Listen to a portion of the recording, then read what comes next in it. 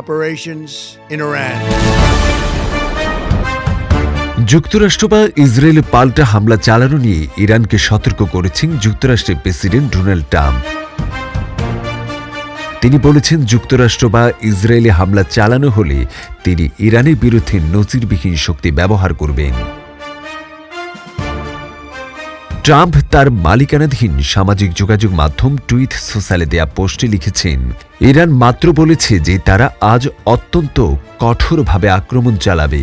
তারা এত জোরালো হামলা চালাবে যা আগে কখনো দেখা যায়নি। তবে তাদের এমনটা না করাই ভালো, কারণ যদি তারা এটি করে তাহলে আমরা এমন শক্তি ব্যবহার করে তাদের আঘাত করব যা আগে কখনো দেখা যায়নি।